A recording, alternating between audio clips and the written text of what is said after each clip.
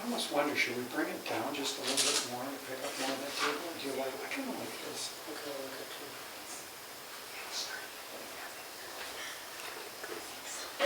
you. No, but we are going to start in just a minute, you guys.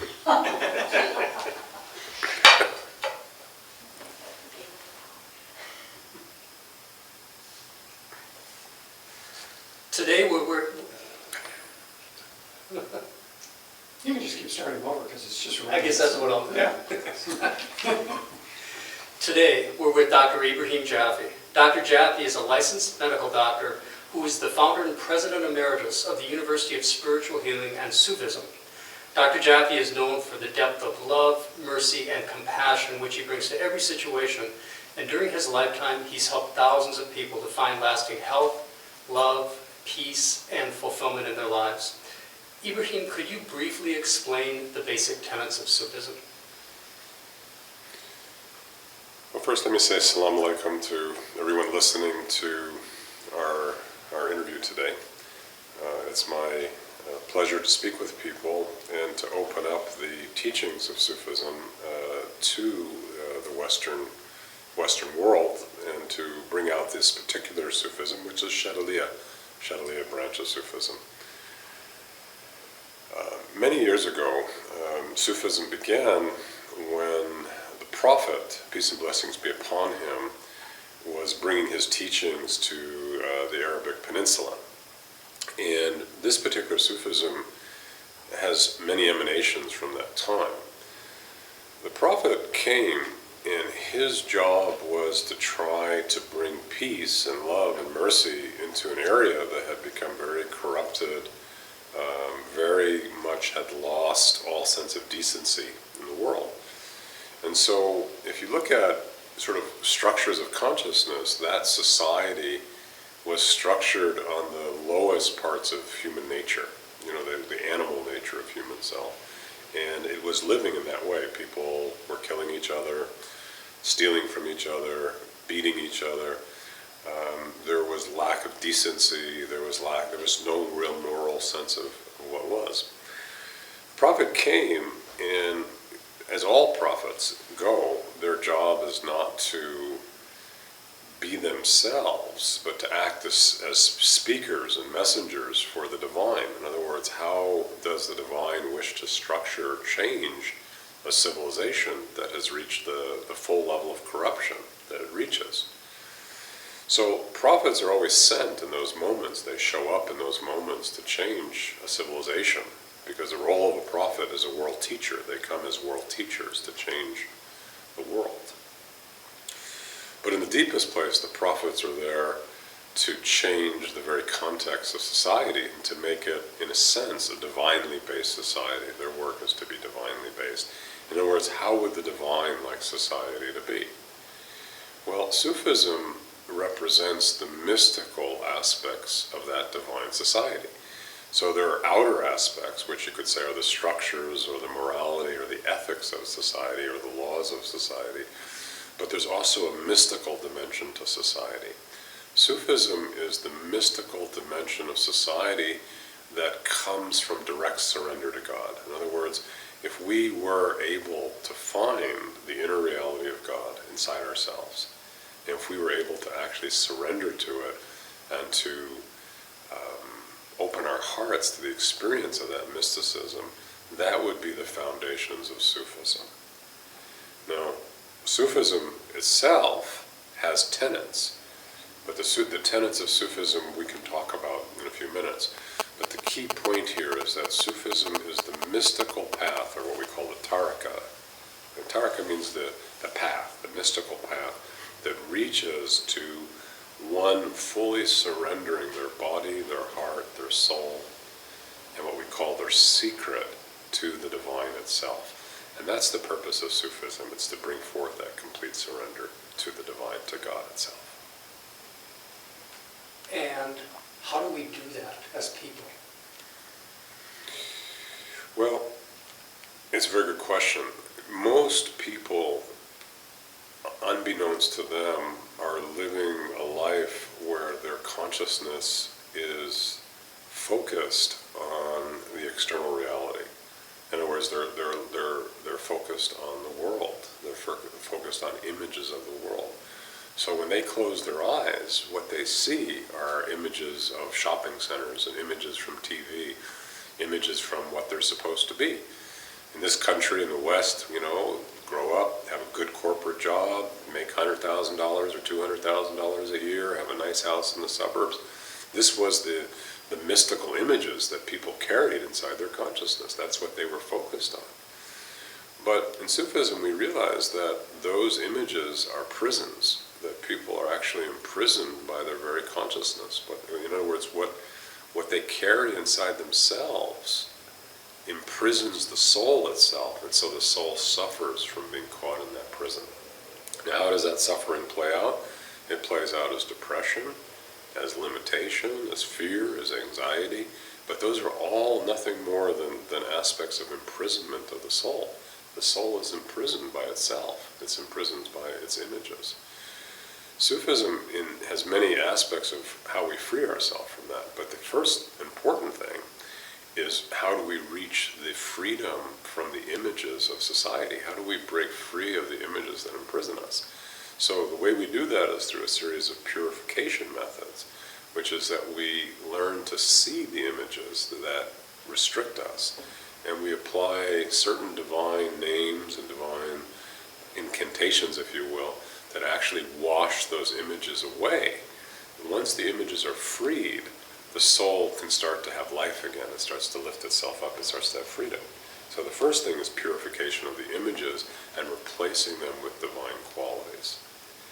The second most important step is the connection to the godly light. Without the connection to the godly light, even if you free yourself from the images, there's still the tendency to fall back, because it's almost like you're freeing the balloon from its being grounded, but it doesn't have the helium to lift itself up. So you free it, but it can't get off the ground. When you have the divine light's like the helium. It lifts the balloon off the ground and it can go up to the heavens. So the second most important step is the remembrance of the divine name and the practicing of the remembrance of the divine name. That becomes the helium. That gives you the lift that you need. If you're doing the purification work without the remembrance, you won't get the lift. On the other hand, if you do the remembrance without the purification, you don't free the string of the balloon. So even though you have the helium, you can't get it off the ground. You need both of them to be able to fly. And how does the person learn to do these things that you've spoken about? Well, the learning, there are many ways to learn it. I mean, in our tariqa, first of all, you could attend a course with me, a basic course, and learn the foundational teachings. I have a foundations course. You could learn to come to that. There are courses offered by the University of Spiritual Healing and Sufism, which is a very profound way of learning these practices. It's a 4-year program, leads to a master's degree in Sufism, but it also teaches very powerful practices that would free you as well. And then there are local teachers and local community members around the country and around the world, really. So you could find a local teacher who could help you with the purification and the practices. So any of those ways would be very powerful ways. If you're true and you really want to free yourself, and you're committed and you're sincere, choose one of those 3 ways and engage in them. And in your experience, Ibrahim, how does this manifest in people's lives when they do make one of these choices? Most people, my experience is that most people's lives are, to a certain level, a mask. In other words, they're living their lives, but their lives are a mask. They're not really in touch with the deeper aspects of who they are. And if you were to reach the deeper aspects of who they were, to understand what's really going on in there is another level. So one is that we don't know it. In other words, we live the mask and we've lost ourselves. And secondly, even if we find ourselves, we don't really realize who we are. So those things are missing. When you apply the Sufi methods of purification and the practices, the mask gets cut from you very quickly. You leave it. It goes off. What you find is who you are. Now, when you find who you are, you're also going to find many things about yourself that you may or may not like. You may find you're angry. You may find you're afraid. You may find that you're judgmental. You may find all aspects of yourself that need to be purified. But that's better than not knowing those things. It's important for you to know those things. But once you find them, the next important thing is to bring those things back to the divine. In other words, when you bring those aspects of yourself back to God, we call that tauba. You make tauba, you return yourself back. What happens is the divine light begins to fill you, and then you start to have the real qualities. Then you have real peace, and you have real love, and you have mercy, and you have compassion. And what you really have is a very deep state of goodness. It's like there's a core place in your being that's good, it's pure, it's safe. You're no longer kind of like a boat rocking in the wind and getting blown here and there. It's like always, always, always your compass is there. Yes, you may get thrown off course. You may hit some depression. You may get hit anger. You may get caught by some aspects of the world. But deep inside your being, the central reality of your being is clean. It's pure. It's good. It's solid. And you know that. And you know you're protected. You know that you could lose everything. You're going to be okay. The fear is gone. You are not afraid anymore. And that's the key. When you have that level of trust, and Sufism will bring that, then no matter what God brings you, God can bring you anything. You roll with the punches. You take them, and you're learning. It doesn't mean it's always easy. But behind it, your central faith, your belief, your trust in divinity, your trust in what we call the tawakkul, the godly light, the godly protection, is solid. In that state, you become fearless. There's a fearlessness inside of you. You are never afraid. And that is the only way to live. To live in fear is suffering. To live without fear is freedom. Thank you, Ibrahim.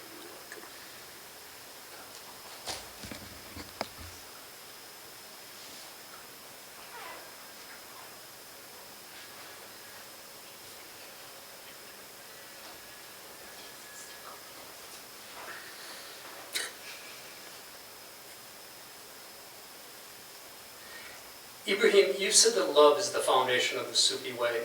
Why do you say that? Well, remember what I said, that Sufism is about returning to oneness.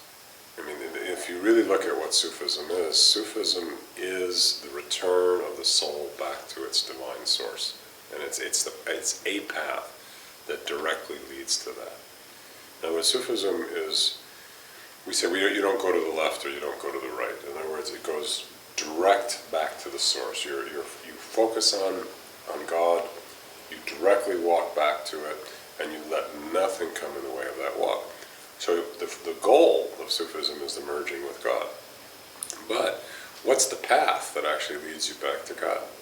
The path that leads you back to God is love. Love is the river that returns to the ocean of God. You cannot get back to God if you don't have love. The key to entering into the world of divinity is love. It's what opens the door. If you don't have the love, you can't enter. Love has to be brought in there. So Sufism works through the heart. It's a successive series of openings of the heart that lead back to the ocean of love and the ocean of oneness.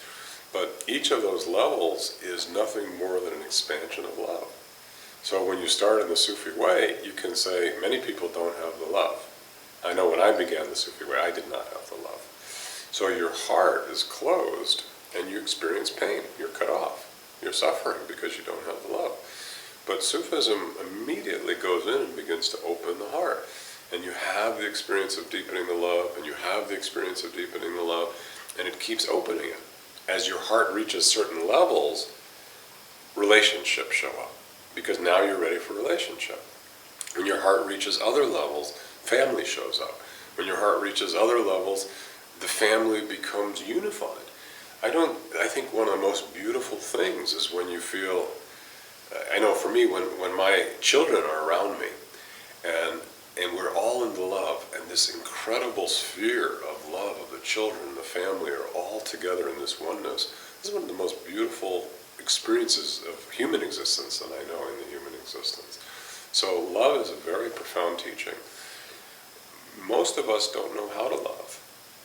And then even when we do learn how to love, we don't know the spiritual aspects of love. The spiritual aspects of love are how two people in love come together to ignite the soul.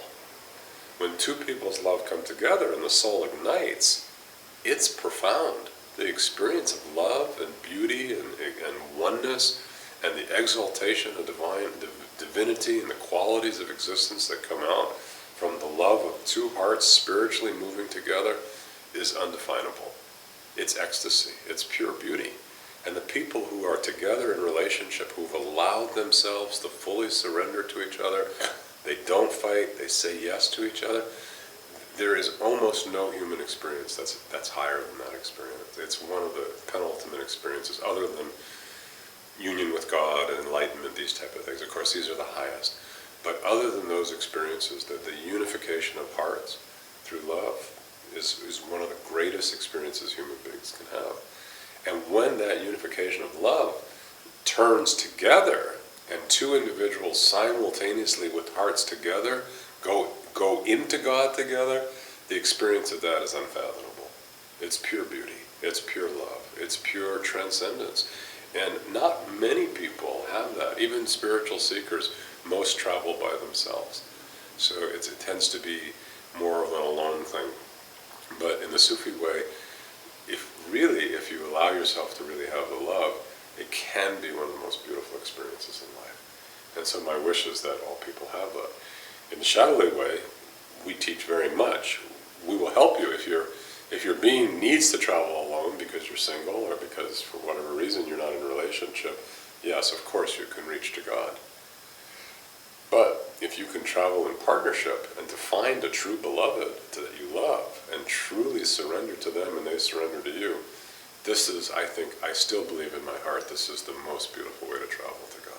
That's my hope, that all people travel in that way. Ibrahim, I think most people would agree with you that love is what they most want in their life, and at the same time, their relationships with the people that they're closest to, their loved ones, are often the most challenging for them. How do we reconcile those two things? Well, this is why you need a true path and true guidance.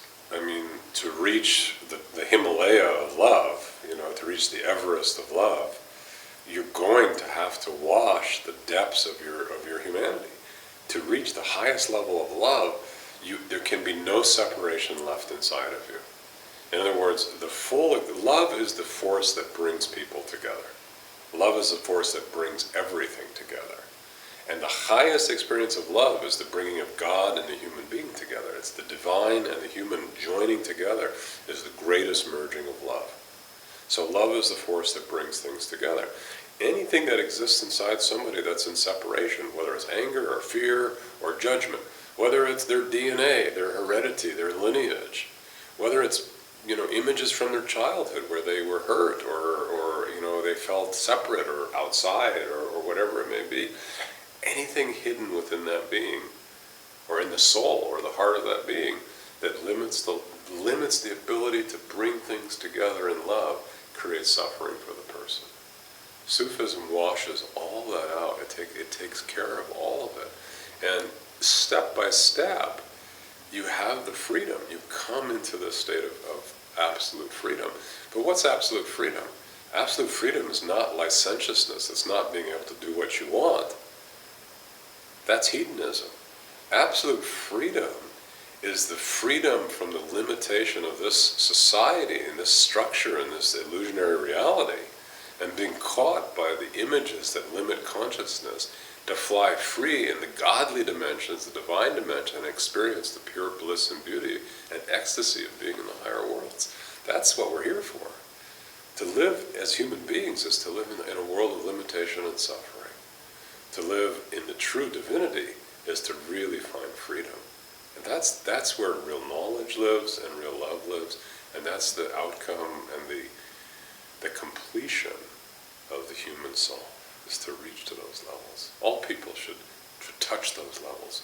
But if you choose and you really commit yourself, as many of you have, then you can really touch to know the truth of those levels. And let go. There's no need to be in suffering anymore. You can be free. So you're saying that this type of a life that you've just described is available to all of us? It's possible for us right here, right now? Right here, right now. Right here, right now. And the beauty is that in the old days, we had the concept that to touch these dimensions, you needed to be on a spiritual path for 30 or 40 years. I mean, I believe that. But what I have found is actually that you can start to touch those things very quickly. In other words, simply by doing some of the dhikrs, we say the remembrances, you immediately begin touching changes. The changes happen very quick. Now that doesn't mean that you're not going to be challenged. You are going to be challenged. But by what? You're really challenged by yourself, because there's really nothing but the creation of reality from yourself. In other words, people say, oh, well, why is this going on in my life? Well, and the truth of the matter is, what's going on in their life is nothing more than a reflection of what's inside of them. The life is a mirror. It's a mirror of the reality. But when you start to bring the divine into the heart, the divine begins to change the heart. Instantaneously, the outside changes simultaneously. So, if I understand, it sounds like love really is, in a way, a barometer to understanding what the Sufi path is. Is that right? Yes. Love, that's a nice way of putting it. Love is a barometer. The more you travel in the Sufi path, the more love you have. I mean, truthfully, to really understand spiritual evolution, we could say is nothing more than the barometer of the amount of love a person carries in their heart. The more love they have, the more realized they are. Thank you, Ibrahim.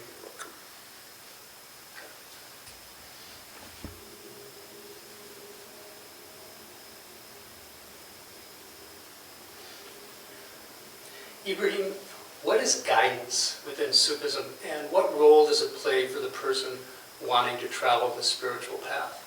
It's also a very, very good question. Many people think of guidance as the guide that leads to success in the worldly life. In other words, if I watch a show on TV that teaches me how to purchase real estate, and I purchase that real estate, and I make a lot of money, then I have good guidance. But in Sufism, we don't agree with that. We understand that good guidance is what actually leads to the inner being clean and pure inside. Okay, now why is that? Well, for a number of reasons.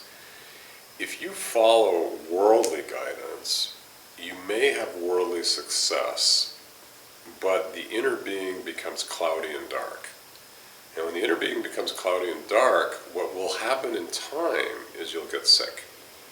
And when you leave the body, your soul will be very, very much in suffering and pain from that darkness.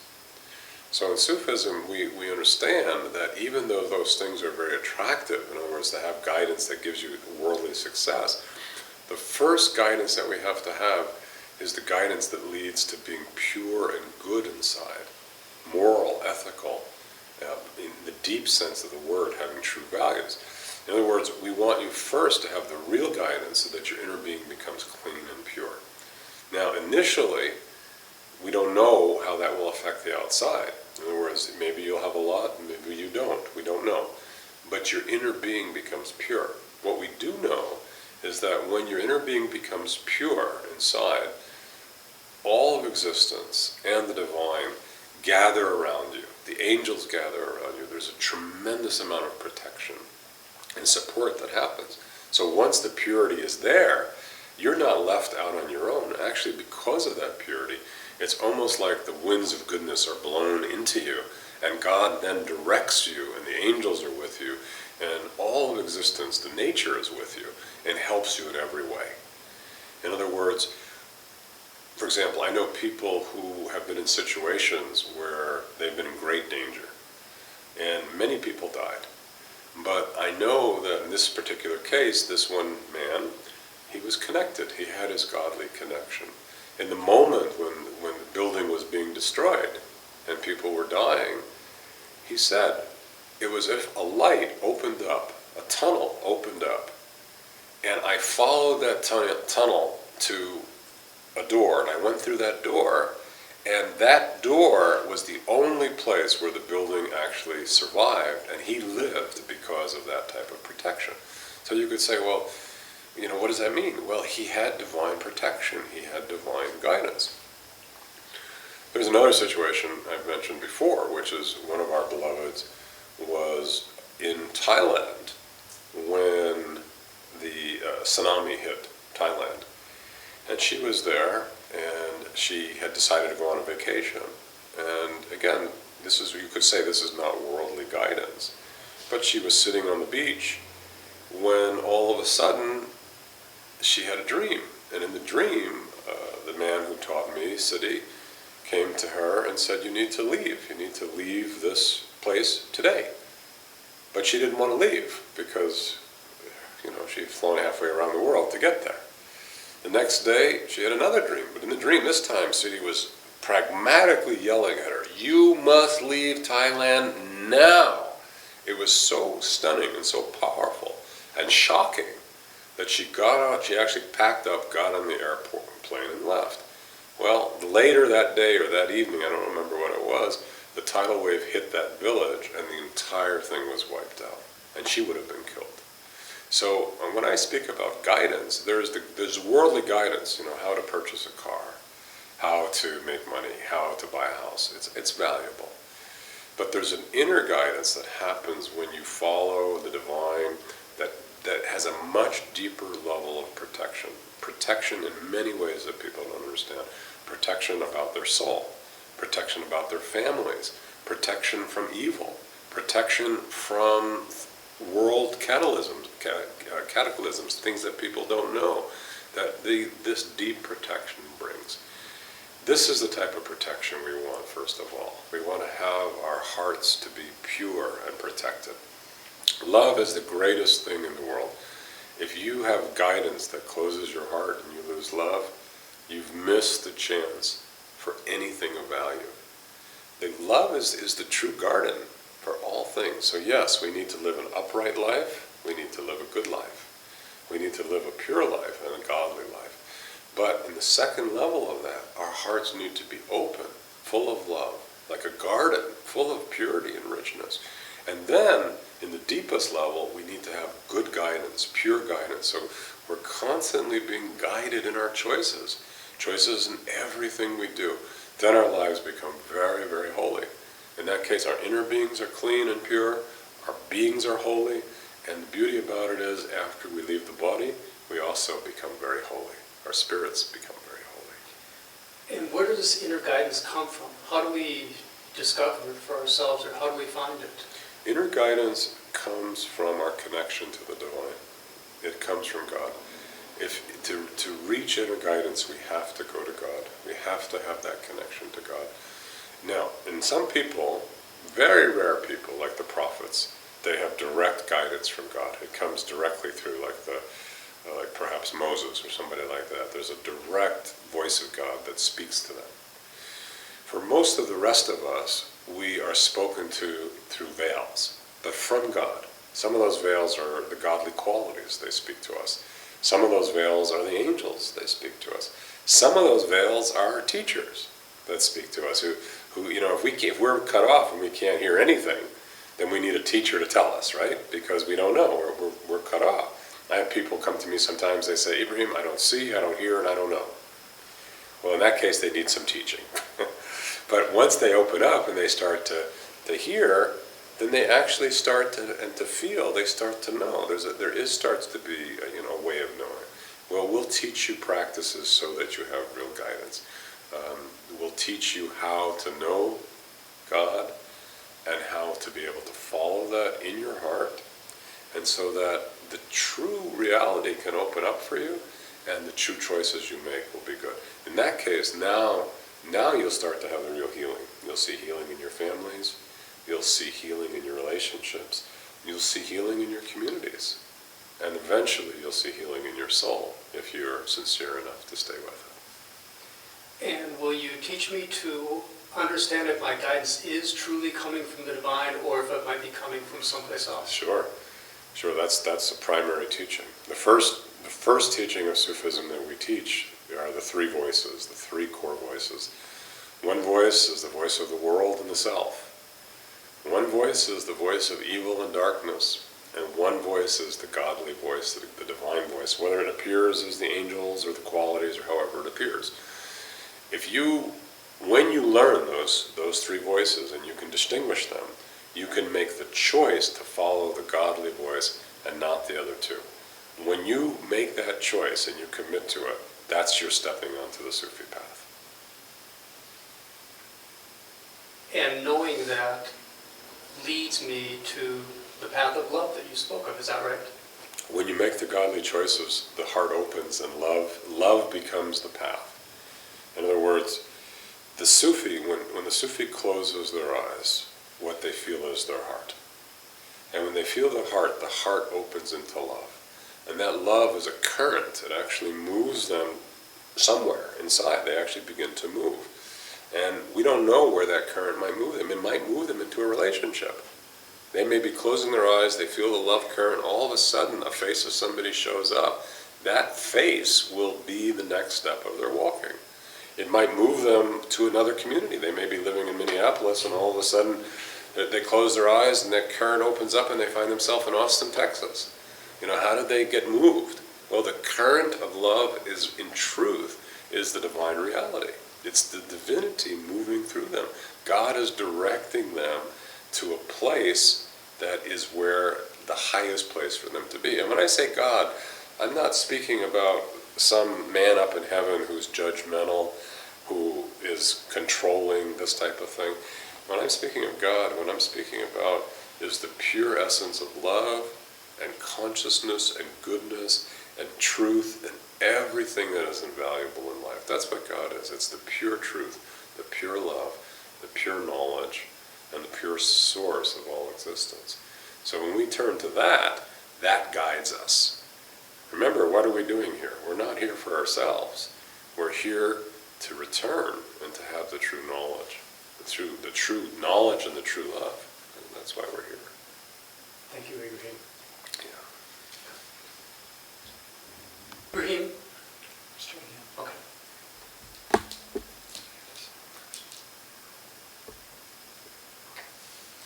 Ibrahim, what is healing in the Sufi way?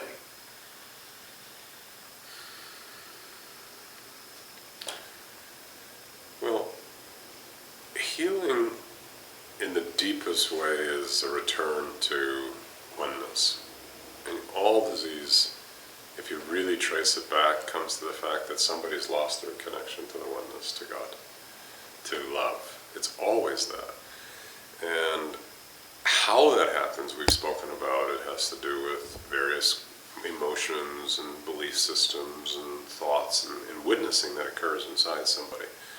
But in the end, it always comes back to a disconnection. It's always about that. Always. All illness is about that. Now, nobody's bad because these things happen to them.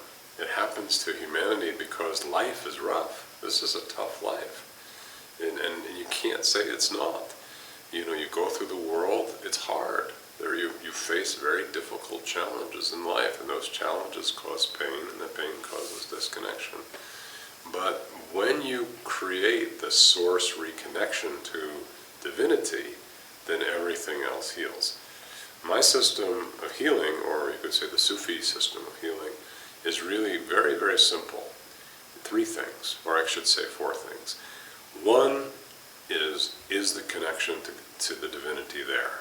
Is that love force flowing through the person?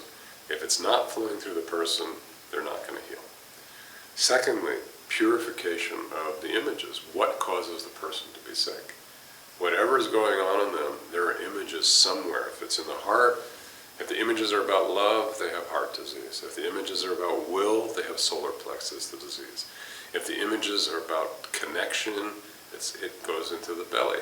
So the body is metaphorical, and everything that the person feels is connected to that metaphor. But the next thing really is also right action. If the person is not doing correct actions in their life, it will affect their bodies as well. For example, if you gossip, or you slander, or you lie, you create what we call a fire in the mouth. Now, if you create the fire in your mouth and you hold that fire will trigger all sorts of diseases of the mouth. People get cold sores, they'll get aphthous ulcers, they'll get all sorts of things that come up in the mouth.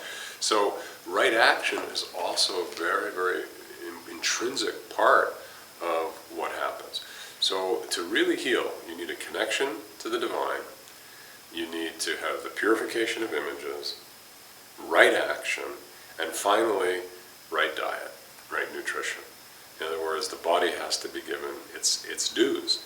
If you're, drinking coffee, smoking cigarettes, drinking alcohol, you will not heal.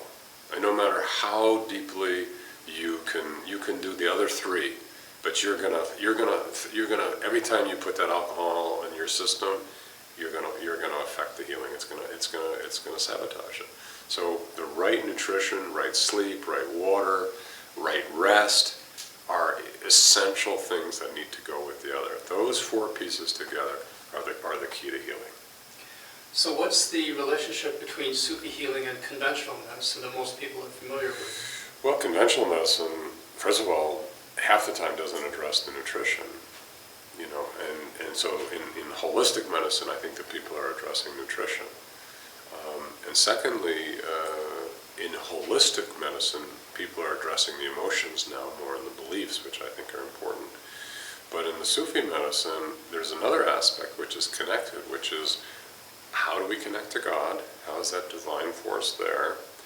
Secondly, what are the qualities, the divine qualities that are needing to be unfolded and opened inside the person? For example, if you have hepatitis is an aspect, it comes from deep anger generally, but the other side of that anger is mercy and compassion. By releasing the anger, you may not get rid of the hepatitis, but if you unfold compassion and mercy, Ar-Rahman Ar-Rahim, and you open those qualities inside the person, then you can really heal that hepatitis. And so all illnesses, you've got to purify what's not right. In other words, if there's anger or fear or hatred or sadness, for example, many lung diseases, asthma and all the lung diseases are mostly grief-based. If you heal the grief, much of the lungs will open, the person can breathe again. But if you don't replace what was released with a divine quality, in other words, you get rid of grief, but you need life, al-Hayy, or you need love, al-Wadud, or you need beauty, al-Jamal. You need to replace the grief with some divine quality if you really want to have a healing. So the Sufism and the Sufi healing, we're looking not only for purification of the images, but we're also looking for replacement with divine qualities and the connection into that current of love that brings the God force back to existence. So it sounds as if Sufi healing really is holistic in the sense that it addresses the various aspects of the human being, the physical, the emotional, the spiritual. Is that right? That's right. All the above. So spiritual healing, Sufi healing addresses all the above. Because that's the only way to heal, is to address them. But remember something, and this is what I said in the beginning, that the key is the connection to divinity. The key is the connection to divinity. And I spoke to you previously, and I told you the story about the man from this area who had melanoma, and he applied holistic methods. He worked on his emotions. He worked on his issues. The tumor changed shape. He watched it change shape because it was on his face. He had a melanoma on his face, and he'd get up and he'd see the tumor changing shape. But it didn't go away. But when he brought his return to connection to God and to divinity, and he was able to reestablish that, he had a dream. The angels came down in the dream. They reached into his face. They took the tumor out of his face. He woke up in the morning, the next morning, went to the mirror to shave, and the tumor was gone. He had a miraculous healing in that moment. So the connection, again, the connection to divinity is the master key. So Ibrahim, if I went to a Sufi healer, what would I experience? What would it be like? Well, of course, it would be different with each Sufi healer, so I can't give you an overall statement, but the healer would generally first check your heart's connection to God. In other words, is your heart, what should we say you're witnessing? Does your heart really witness God? Is your heart at rest? How do you hold God? Is God, a man in the sky with a beard who's judging you? Is God pure love? What is God? How do you carry that? What's your relationship to that? Is that relationship true? And does it open your heart? And does it bring the love? So that would be the first thing. The second thing the Sufi healer would do would be to try to find the images inside of you. So when the Sufi healer would look for those images, you might have a particular disease. Let's say you had ulcerative colitis or something like that, which is a bowel disease where the bowel becomes inflamed. Now, the Sufi healer would then try to find in the inflammation of the bowel the images that would cause that bowel to be inflamed. Now that's a process which is hard to go into here, but that's something that's taught. But you would then actually be able to find that behind it might be a very angry child, the image of a very angry child. And that image is sitting in the bowel wall. When you get to the image of that very angry child, you'll see that those people will go berserk with anger and rage. The rage will pour out of them. Now they're releasing that anger. When the anger is released and the holiness fills that bowel, usually within a matter of hours they start to have resolution of their disease. So the Sufi healer begins to work through the various images that live inside the bowel so that they can get rid of that disease. But in the Sufi way, that's not enough, because we also want to know what is really going on in that person's heart. Because behind the ulcerative colitis and all that bowel is the disconnection from love. So for the Sufi healing to be complete, the Sufi healer will now will work with the heart and say, well, what happened in that person's childhood or in their life that broke their connection to love, that caused the anger in the bowel, that caused the ulcerative colitis? And they might find that maybe their father didn't love them, or their mother didn't love them, or they felt unloved. And they would work at resolving those issues. When the heart issues are resolved, that's when you truly get the healing. In other words, to do the bowel itself is good, but without the heart and the love and the soul, you haven't done the complete healing. And you're saying that even people with very serious illnesses or life challenges can be healed in this way?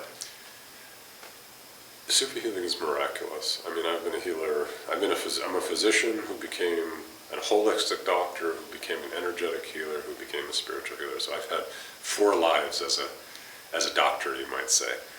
And the Sufi healing is just the most profound level of healing that I've ever seen. I mean, granted, somebody has cancer, I sure like that there's chemotherapy out there, because it can really help. But, for most people, the average life extension of chemotherapy is not more than 9 months. I mean, there are people who do live 5 years, and there are people who are cured from it. But the average change of life from chemotherapy is 9 months. You're not getting a healing with cancer from chemotherapy for most people. You're getting a short life extension with a lot of vomiting and a lot of problems. If you could actually get to the images that cause the cancer and be able to move those images out and understand the emotions behind that cancer, I have seen massive tumors disappear in as little as weeks or months. I've seen tumors that, MD Anderson, one of the top cancer clinics in the nation, has sent people home to die because they could not stop the growth of those tumors. And with the Sufi healing, the tumors have disappeared.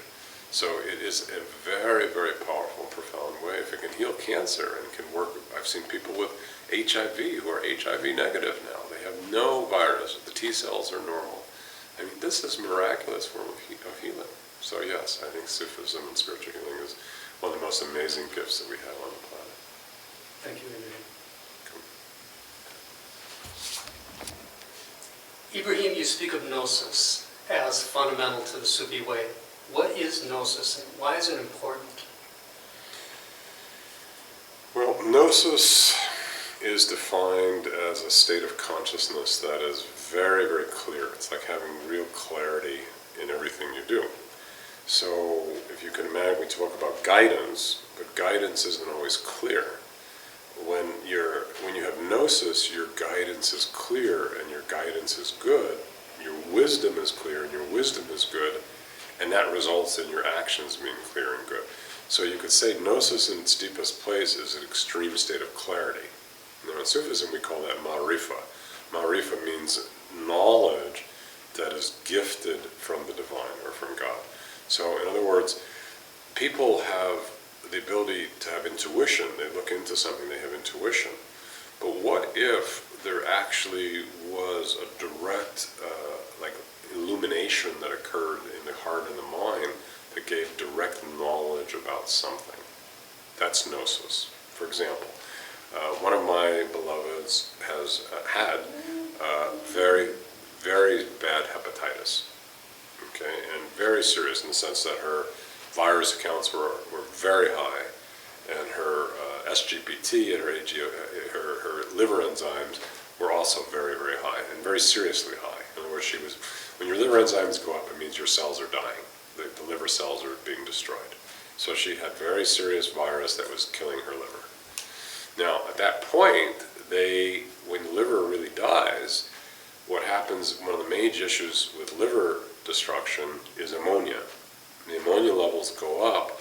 When the ammonia levels get high enough, you end up having changes in your thinking, and in time, essentially you go unconscious and you die.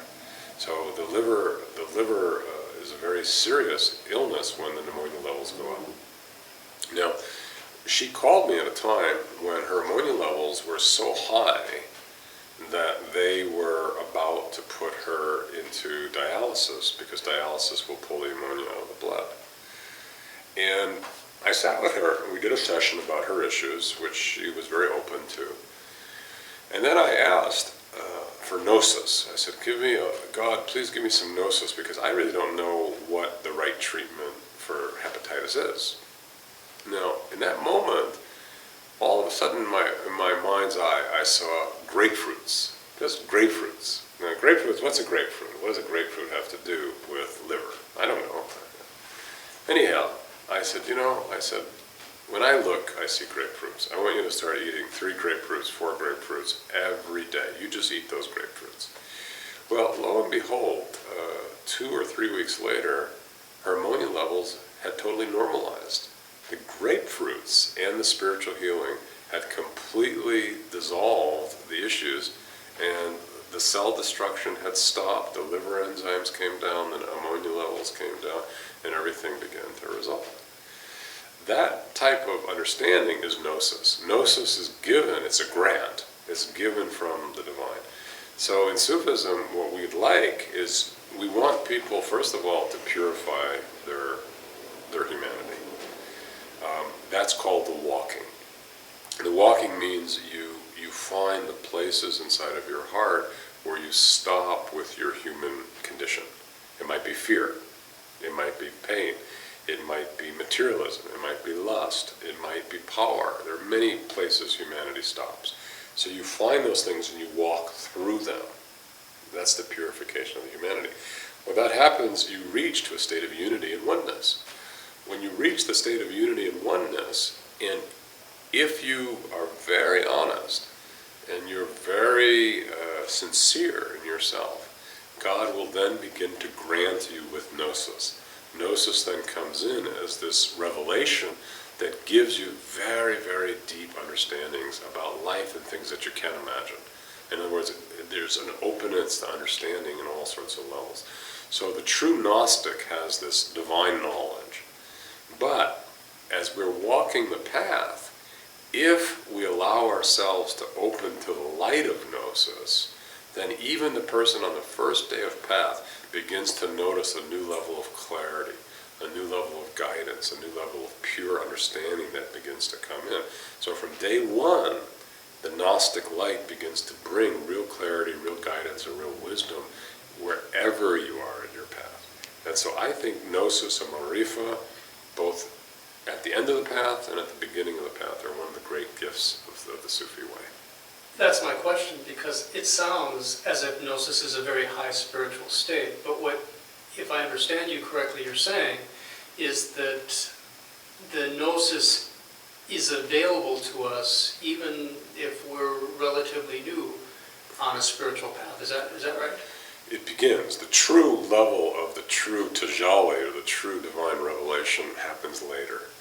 But the opening of the heart and the mind to the Gnostic light begins very early on, and the people have very deep changes. In other words, most people that I know who open say, wow, I start to have real clarity. That's the one word I hear a lot. I have real clarity in my life. I have deep clarity. I know what I'm doing. I know what I want. I know where I'm going. Everything is clear. That's sort of the hallmark of Gnosis in the beginning. So it sounds like a very clear relationship between this state of Gnostic being and the guidance that you've spoken of. Is that right? It's very similar, yes. Guidance, like I said, where you draw your guidance from is one thing. If you draw your guidance from the darkness, you're going to end up in the dark. If you draw your guidance from the world, you're going to end up in the world. If you draw your guidance from the self, you're going to end up with yourself. If you draw your guidance from the divine, you're going to end up becoming holy. Now that's one aspect of guidance. But to have clarity, very deep clarity about what that guidance is, that's Gnosis. So they're very deeply related. And that is what those tenets of Sufism that you've spoken about, that essentially is the aim of them. Is that right? Sufism aims, if you looked at the three major aims of Sufism, the first major aim is the walking through the stations of love to bring the heart into unity with God, experienced as real love and real beauty and ecstasy. The second major tenet of Sufism is having true guidance, true wisdom, true understanding, and the ability to bring that out to the world, both for yourself and others. The third level of Gnosis is having perfection, having the real state of inner perfection or mastery, where one carries all the divine wisdom and all the divine understanding and is able to bring that out as a way to feed and support all of humanity. These are the three highest tenets of Sufism, and Sufism is at all times working towards those three, even from day one. Thank you,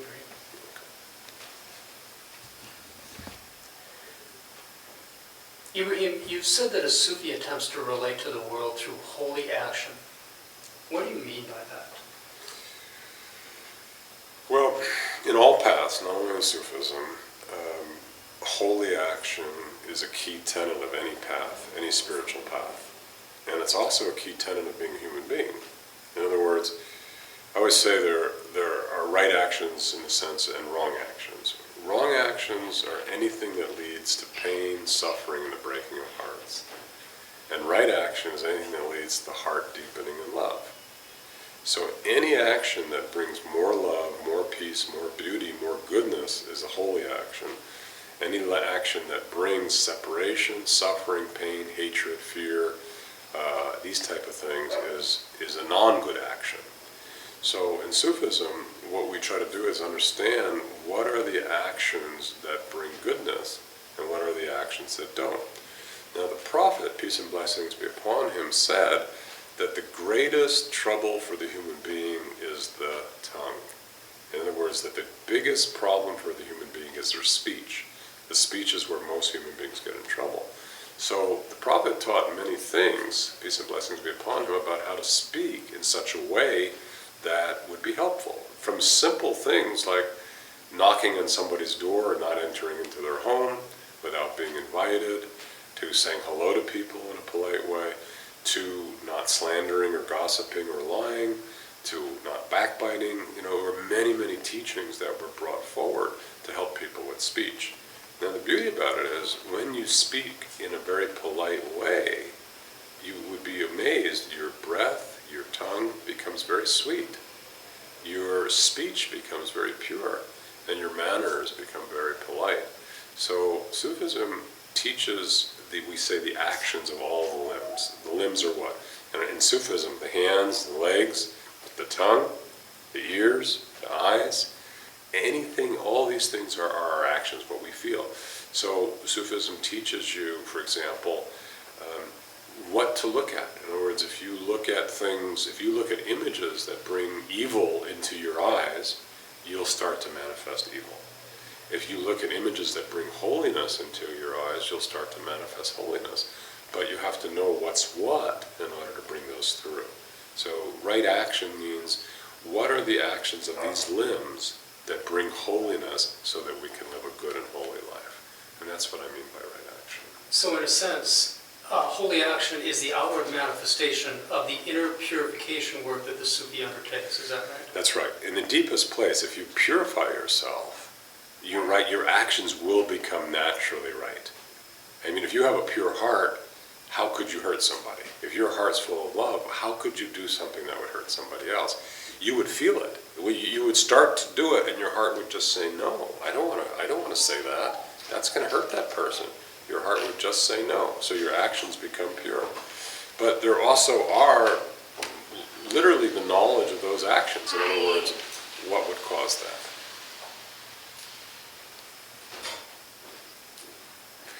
So right action becomes a very, very important part of what we do. Thank you, Ibrahim.